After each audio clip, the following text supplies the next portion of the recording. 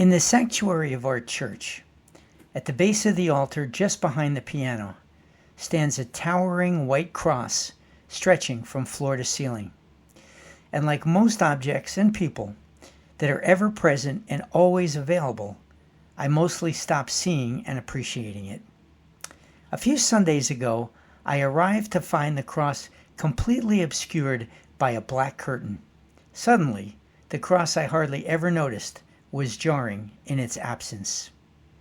It was startling because the centerpiece of our church is covered only once each year during the darkest days of Holy Week, Maundy Thursday, Good Friday, and Holy Saturday, representing deep mourning, sorrow, and the suffering and death of Jesus until Easter.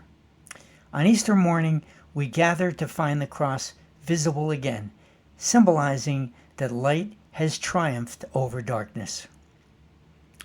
But because it was still weeks before Easter, it was surprising to see the cross covered. The reason was simple.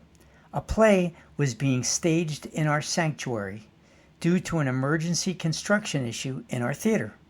A black backdrop stood behind an 80s couch just in front of the altar, with tables at each end, a Sterling cigarette lighter, and other props from that era, and the entirely covered cross.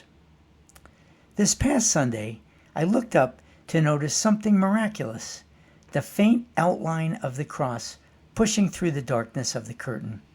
I could see the contours where the week before I could not. Later, I understood the perfectly reasonable explanation. The outline of the cross was visible because the light behind it had been switched on to help the choir see our sheet music as we gathered to rehearse before the service. And as is often the case with something that feels miraculous, it takes imagination, faith, and eyes to see the truth, even when it can be explained.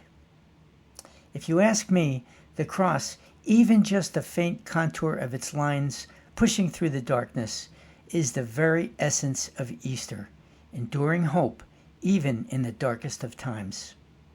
Jesus said this in John 8, "I am the light of the world. Whoever follows me will not walk in darkness, but will have the light of life." Happy Easter.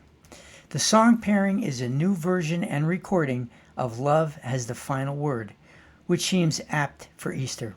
Until next time, stay safe, be brave, and keep walking in the light.